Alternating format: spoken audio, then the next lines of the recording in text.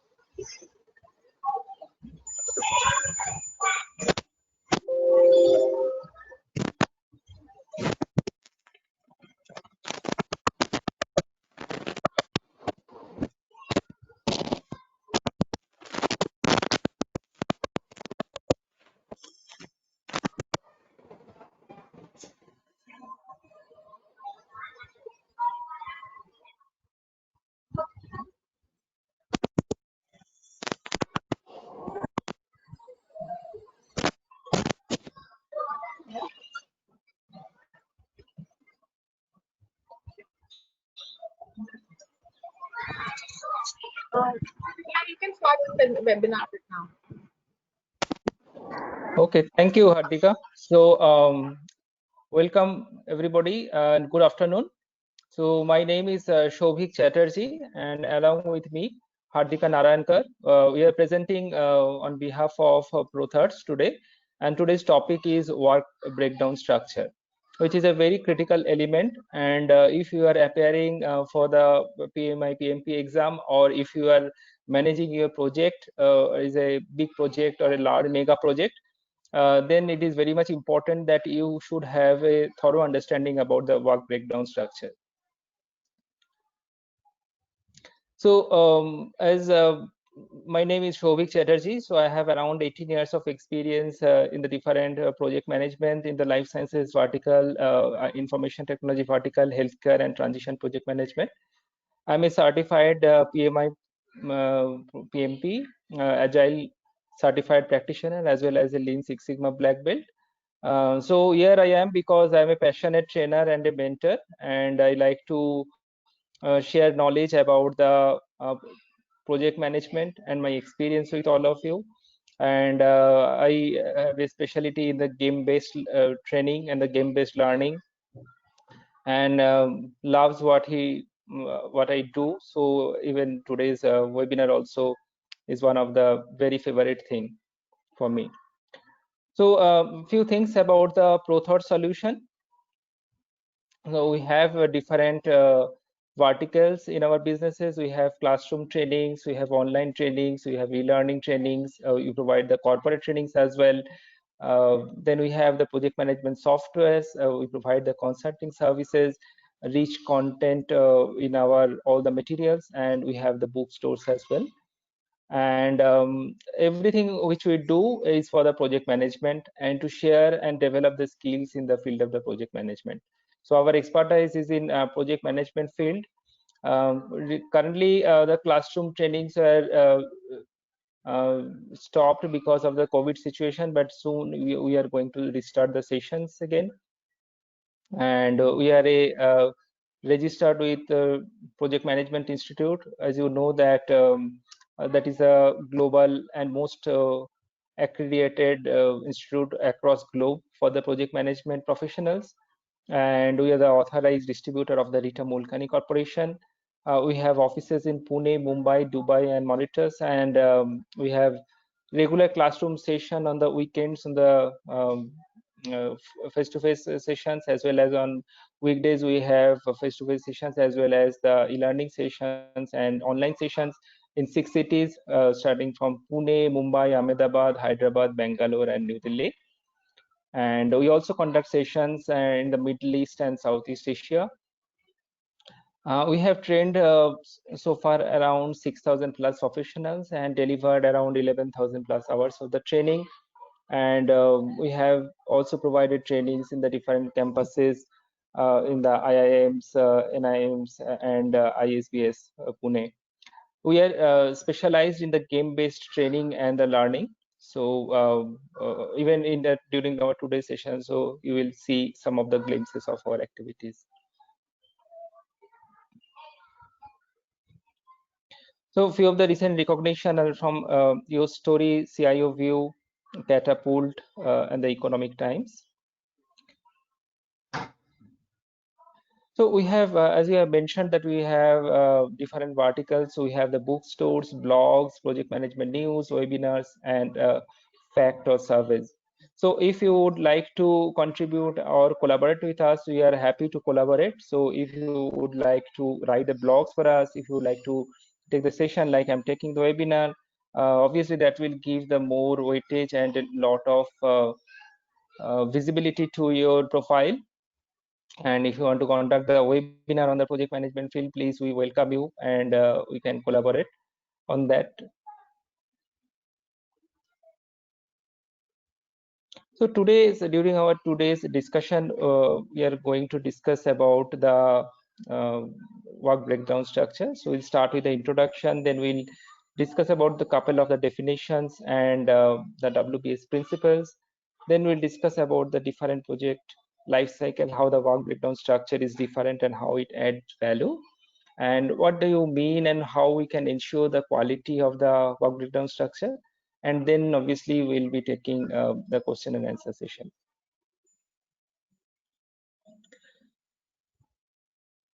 So I may have to pause the video because the internet connection is not so great here. I am giving the presentation from Hyderabad and it is not so great here, the connection. But obviously this will be an interactive session and I want all of you to participate, and if there is any question, please feel free to ask the question. I'll take all the questions and try to provide the answer after the session, and once this presentation is over. And still even after the presentation is over, after this today's session, we'll be happy to take your questions and provide you the answers on that.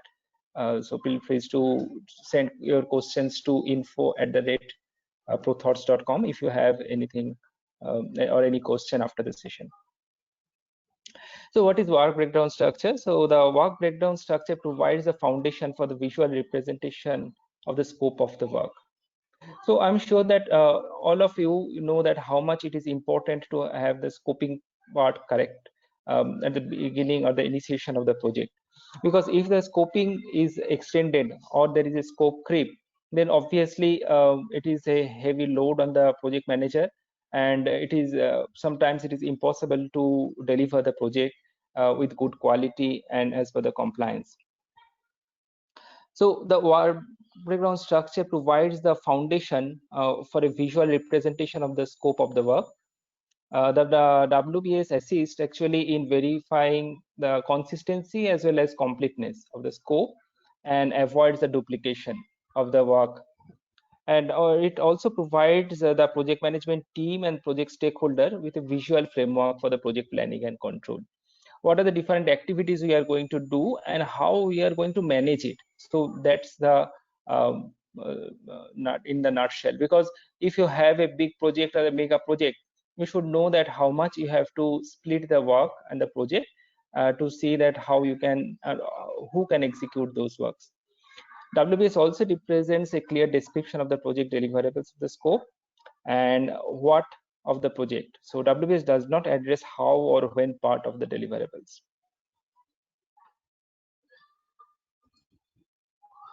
So few of the key definitions. The first thing is the scope. As you know that as a project management professional, all of you are very well versed about the scope word.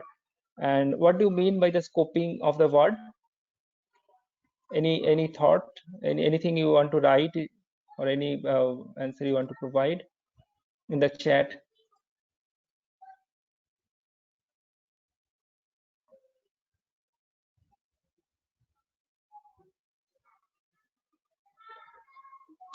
Anybody can tell me that what do you mean by the scoping of the project?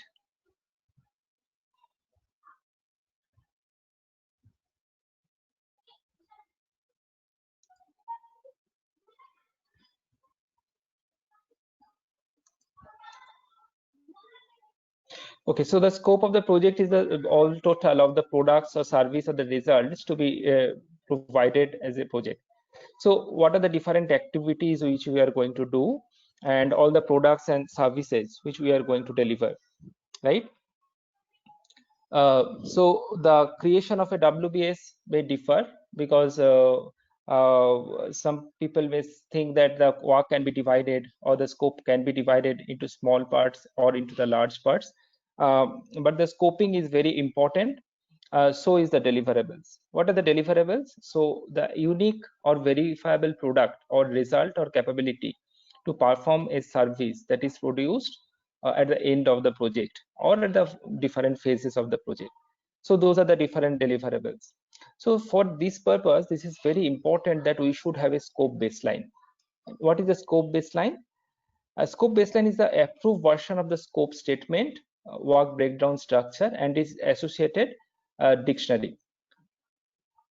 And that can be changed using a formal change control procedure and used as the basis of the comparison of the actual result. So for all those activities or all those different work breakdown structure and what you are going to mention in the under these of the different numbers, so that should be mentioned in the WBS dictionary. What the dictionary does, dictionary provides a definition, right?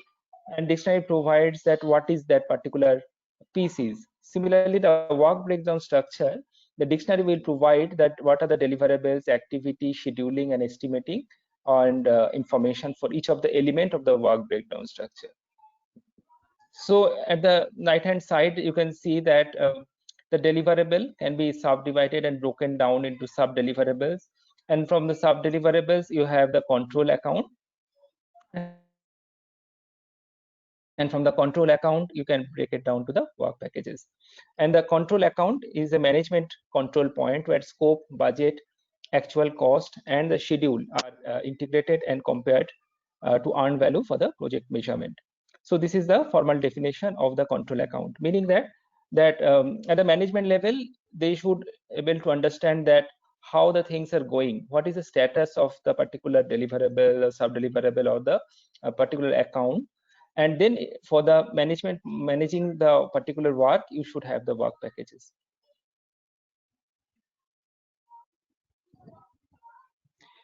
So as you know that there are different types of the project cycles are there, right? We are going to discuss about the 4 commonly delivered and commonly used life cycle of the project. One is the predictive life cycle. The second one is the iterative life cycle. The third one is the incremental life cycle. And the fourth one is the agile life cycle. In the predictive life cycle, the project scope, time, and cost are determined in the early phase of the life cycle. Okay, and any change of the scope are carefully managed. And a predictive life cycle may also be referred to as waterfall life cycle. So which is the conventional, and it is coming from the early days from the project management, right? That all the scope and definitions are very much well defined. But with the development of the different project management and IT fields, as well as the automations, it is observed that it is required to be more flexible from the project management side, and the scope can be changed. And that is how the iterative life cycle, incremental life cycle, and agile life cycles come into picture. What are the difference between the incremental and iterative life cycle? So in the incremental life cycle, the deliverables is produced through a series of iterations, and that successive and functionality within a predetermined time frame. The deliverable contains the necessary and the sufficient capability to be considered as a complete only after the final iteration. Whereas in the iterative life cycle, the project scope is generally determined early in the project life cycle, but time and cost estimate and routinely modified as the project team's understanding of the product increases, like a rolling wave planning, right? So iterations develop the product through a series of the repeated cycles. And what's the fourth one about the agile life cycle? It is a series of the iterations deliver the required functionality. These iterations have short durations, right? Like a different sprints we use, and typically lasting 1 to 4 weeks. And iterations develop the product through a series of the repeated cycles. The next thing is about the decomposition. What is the meaning of the decomposition? That we are breaking down the work, breaking down the deliverable into smaller pieces as the chunks so that we can deliver it correctly. And there are different types of decompositions are there. So this is action oriented decompositions are there, which actually helps the WBS element examples like the project management, assembly, the sanitary installation, electrical installation. So if we are considering a building of a house, right? So there are different types of WBS elements examples are there. We can also have this backlog oriented. As you know that there are the product backlog, as we commonly mention about the agile project management frequently, and the iterative, incremental, and agile project management very much depends on the product backlog and the sprint backlog. So for all these things, epic, user story, and the next delivery is another portion of the backlog. So these things and these concepts comes up. And then comes the contract oriented decomposition, which is the collecting the cost components, and this is the focus of that. And then any deliverables, product phases, programs, and action WBS elements. We see that what is the different requirements for that. Then the deliverable oriented decompositions are also there, and apart from that, phase oriented, product oriented, and program oriented decompositions are also there. So what are the rules or principles to create the work breakdown structure? So there are few of the rules which are there, and these are very interesting. The first one is the 100% rule. So what is the 100% rule? It says that the total deliverable, as we have discussed here, that the total deliverable and the different work packages, so these should match. Actually, if we add all the work packages, it should 100% match with the deliverable, right? So if we say that if there is any work package or anything which doesn't exist in the work breakdown structure, that should not be there in the final deliverable. So if it is there in the work breakdown structure, it should be included in the deliverable scope. So 100% rule says like this, that the total of the work of at the lowest level of a WBS rolls up to the higher levels. This principle is known as the 100% rule. The total of the work at the lowest level of a WBS rolls up to the higher levels, meaning that the 100% rule ensures that the WBS captures all the known scope and product deliverables. So it should not miss anything, right? If it is not in the WBS, it is not in the scope of the deliverable. Okay. And the next thing is this about the cost. WBS elements do not contain the cost. Importance elements also do not imply importance, meaning that if we are saying 1.1 or 1.2, it does not mean that 1.1 is more important than 1.2. So it does not mean any importance or the chronological order for that. The next one is the levels of decomposition. The WBS has no limit on the levels of the decomposition. However, when a parent result is only one child, that parent should not be decomposed further. What is that meaning? Generally, there is no level, but generally we use 3 levels. In the 3 level, we can see that there is a significant amount of the chunk which can be managed at the project level. And the mutually exclusive element. So the WBS elements do not overlap in order to increase the clarity or to avoid the duplicate work or miscommunication. What is the meaning of that? Again, we'll go back to this slide. So we are saying that if it is under the activities which are mentioned in the work package of 1.1.1, and the work which needs to be done in 1.1.2 should not overlap. So the work which is required to be done 1.1.1 should not have any overlap with the work we should have to do in the 1.1.2, so that the responsibility of who is doing the 1.1.1 and 1.1.2 is very much clear. The next one is a relationship. The WBS elements do not imply or show the relationship. So 1.1.1 and 1.1.2 may not have any relation also, right? So these work can be done independently or maybe dependent on each other. The next thing is that resources, WBS elements do not assign the resources, that how much assigned resources are required for that particular activity. And also WBS elements do not account for the time or the sequences, right? So for that, the dependencies, we use the networking diagram. So how the WBS numbering for the project is done? So the numbering of the projects is done in this way, that to the bottom level of the decomposition is a hierarchical form. So it starts with say 1, then needs assessment, and then the second level is 1.1, 1.2, and 1.3. And after that, this again numbering is 1.1.1, 1.1.2. So what are the different things coming up from the 1.1? So 1.1.2, 1.1.3, 1.1.4, all are the subparts and sub-deliverables or the smaller work compared to 1.1. So as we have just discussed, that generally we use the level 1, level 2, and level 3. Level 1 comprises the full scope of the work that is necessary to produce the product. Here it is, right? As for example, this is the value management system project. So in that, what will be the level 2? So we need to have the some assessment, then we need to have the standards development, then there should be some system engineering, then the project management. So all these will be the level 2, and under each of these sub levels or the level 2s comes the level 3 or below.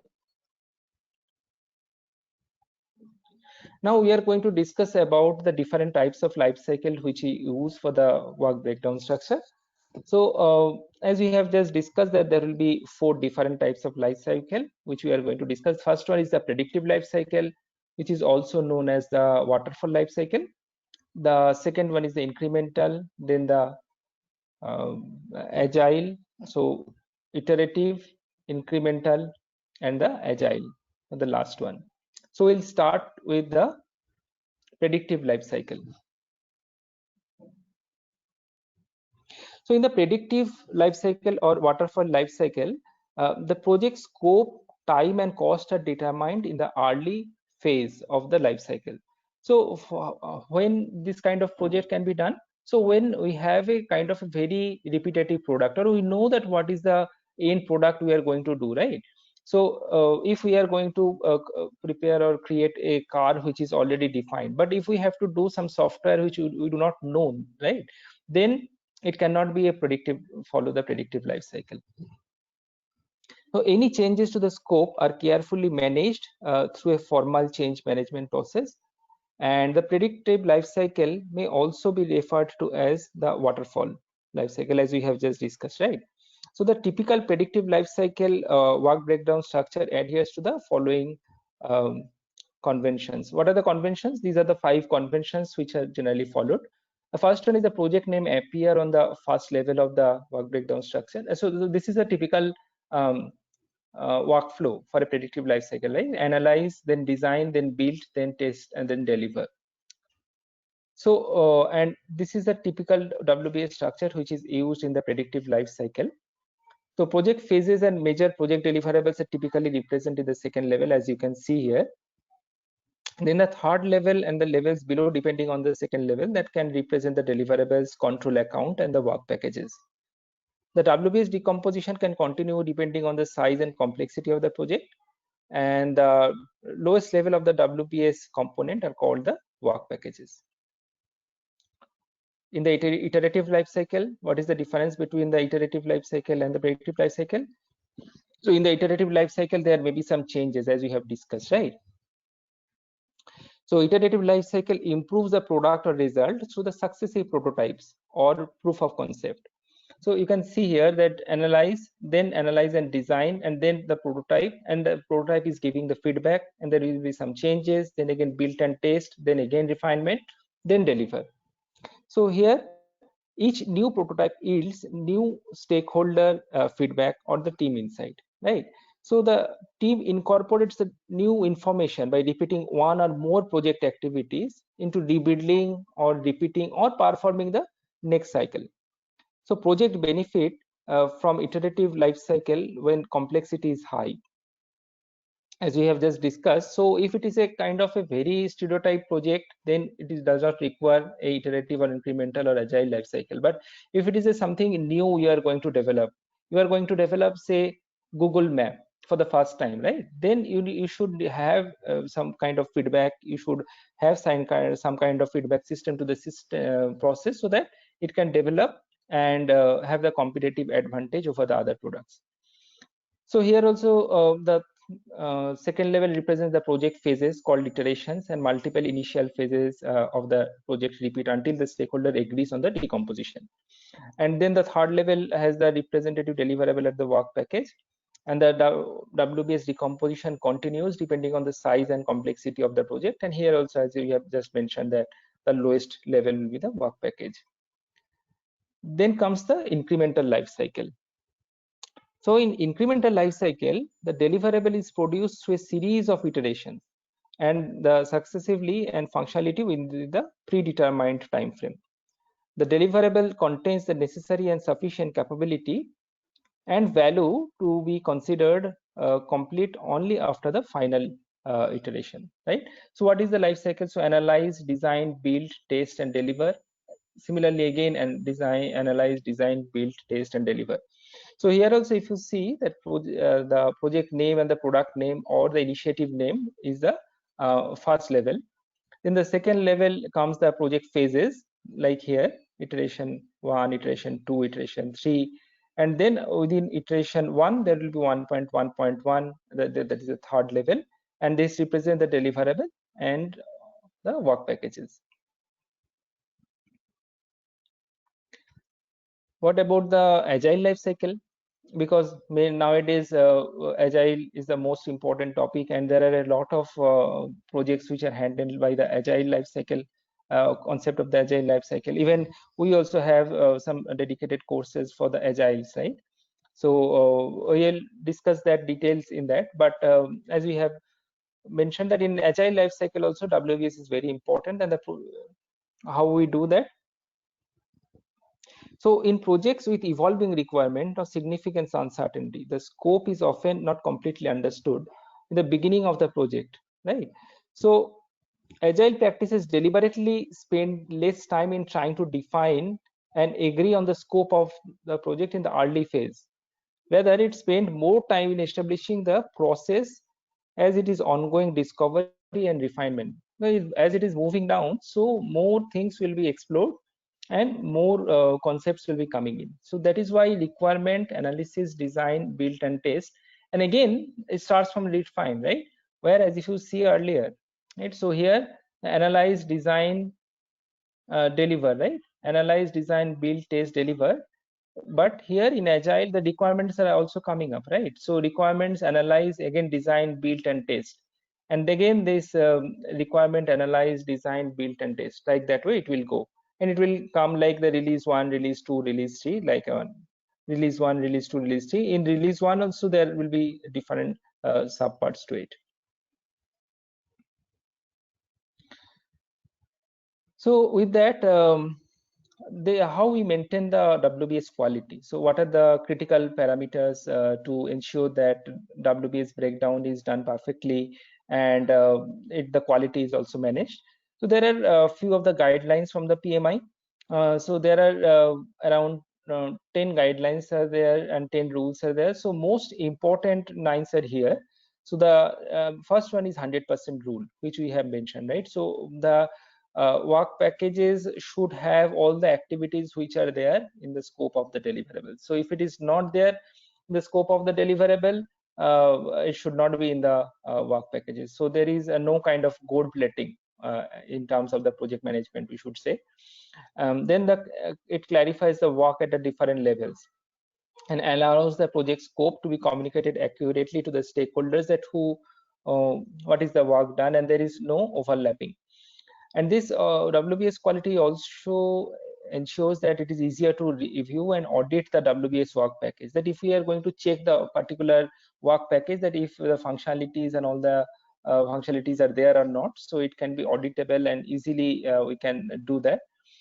Also, it contains the work packages that clearly support the identification of the task performed to deliver the work packages, and what are the tasks they are going to complete.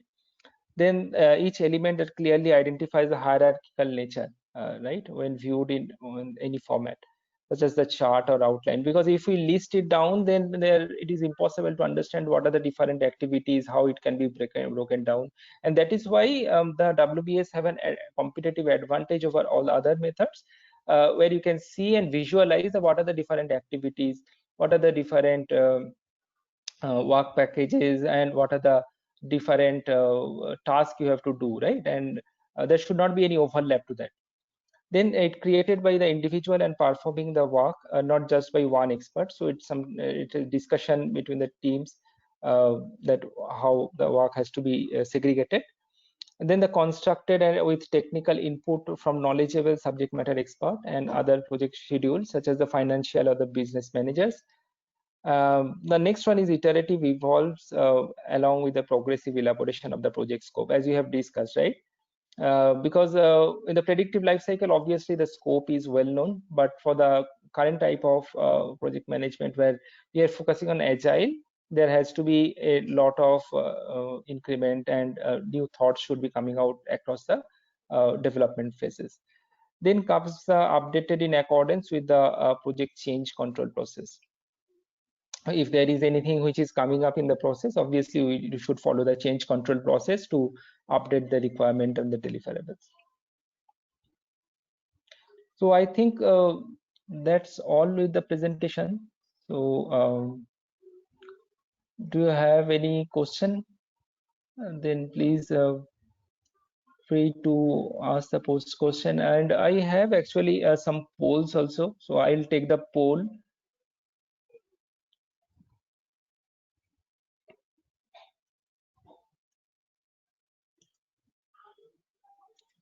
So just to understand, obviously, if you have any question, please feel free to post the question. Meanwhile, I'll just take the first poll. And the first poll was just to understand what is the objective of attending this webinar, whether you are seeking just knowledge, or you want to gather the PDU, or you are planning to go for the PMP certification, or if you are not sure about it. So I'll just launch it. So you please feel free to answer the poll.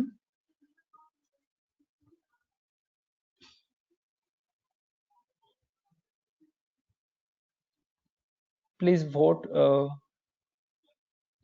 on the poll, please.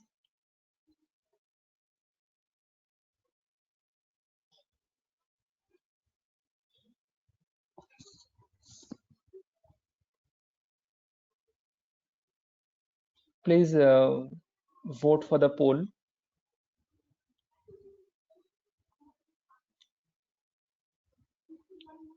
So I can see that around 70% people have voted. So we'll request all of you to please vote it.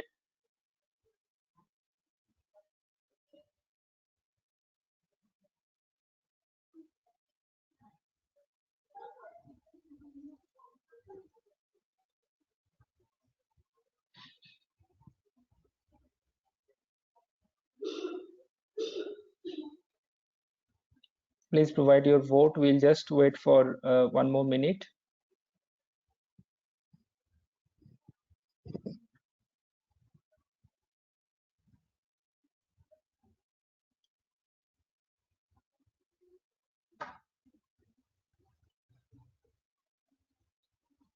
Okay, so we can see that around 49% answers are like for the PDUs, so 31% to seek knowledge, and 20% to professionally certified sooner. So obviously, you please reach out to our team will reach out to you for that. So I'm just closing the poll. So thank you for the voting.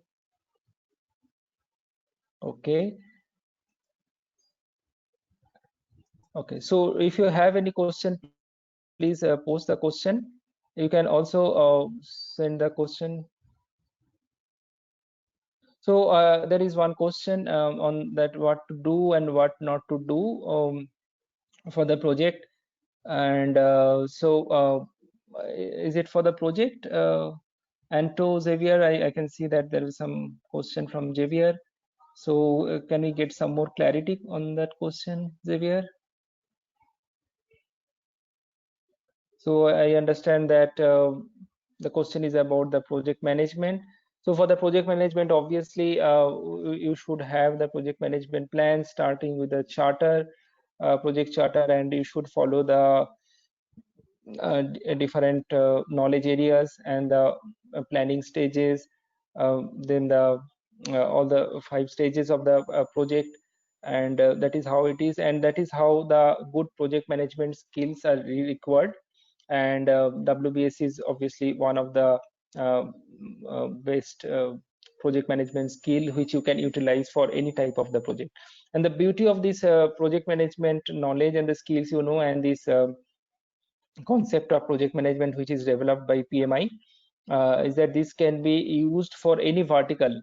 So it is not, it cannot be only for the particular vertical of like IT or for the oil and gas. It can be used across the verticals and across the different domains, and these are the common gist for that. So that is how it is.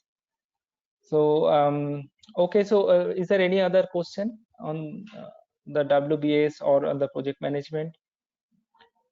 Otherwise, I need a quick feedback from you as well, that about how the session was, and I'll just launch that. So if you please respond to that. So please provide your feedback on that, so that this will give us some scope for improvement. If there is any scope for improvement, what is your feedback? Please provide that as well. Or if you would like to have any kind of session, please let us know. Obviously, we'll try to arrange for that one as well.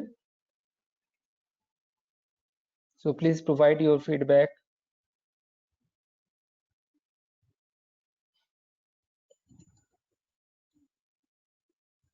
So looking forward for your feedback. Please provide more of your feedback, please.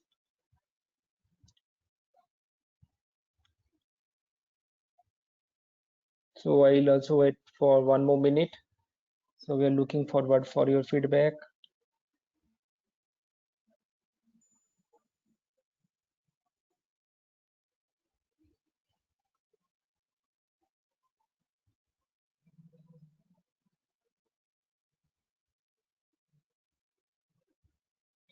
Okay, so we are going to close it. So thank you for your feedback.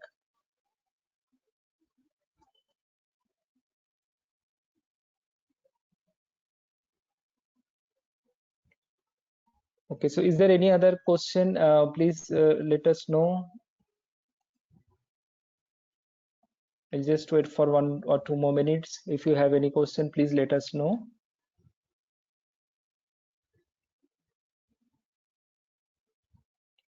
If there are no questions, then we would like to thank you for joining this webinar and staying with us. And we would like to have you again for the next session of our webinars. Thank you all.